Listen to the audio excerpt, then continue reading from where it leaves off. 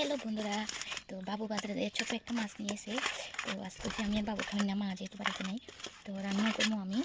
তো অনেক দিন পরে আবার রান্না করতেছি। এই যে নুন হলুদ মাখাই নিলাম মাছগুলোর মধ্যে। কী মাছ কী জানি, এটা মনে হয় রুই মাছ, যদি আমি এটা কাটছি না, রুই মাছ।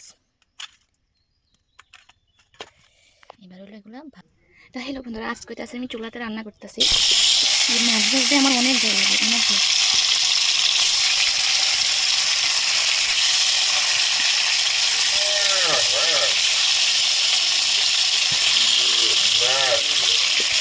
কড়াইটা একটু কালো হয়ে গেছে, এটা ভেসে উঠতে পারছি না, অনেক তাড়াতাড়ি। আমি আবার সকাল সকাল স্নান করে পুজো দিয়ে যেতে স্কুলে।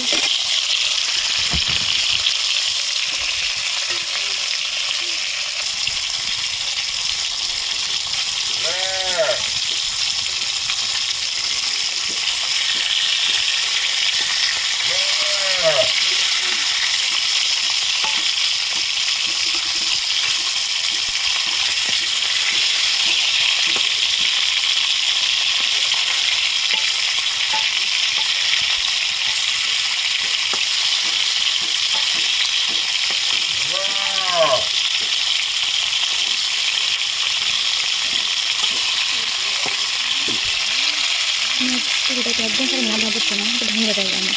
তো এই যে মাছ ভাজা হয়ে গেলো, অনেক কষ্ট হয়েছে ভাজতে, কারণ এটি ভাঙে যেতেছিলো। কড়াইটাও কেমন জানি হয়ে গেছে, ভাজতে নিলাম। আমরা মাছটা একটু কম ফ্রাই করি, যদি ভাজি খামো মনে করি, ভাজি খাওয়ার সময় তাহলে ফ্রাইটা একটু করা মনে করি, এমনিতে নর্মালি এমনই ফ্রাই করি। তো এবার হচ্ছে তো আমি এখানে এবার দিয়ে দেবো মটর, একটু ছেলে রাখতে কাঁচা লঙ্কা মটর দিই।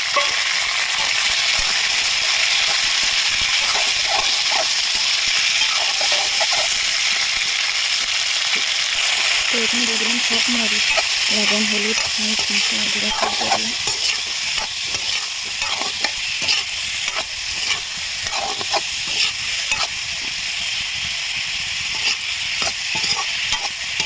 তো মশলা দিয়ে একটু কষা হয়ে গেলে দিয়ে দিলাম জল,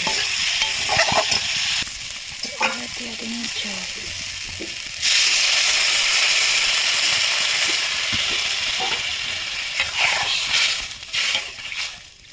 একটু পাতলা করে ঝোল করে বানাবো। তো কিছু সবজি নাই দেখতে, আমি মটর দিয়ে এটা দিয়ে রান্না করতেছি, মাছ দিয়ে আলু দিয়ে। তো আমি এখন মাছগুলো দিয়ে দিতেছি। এই যে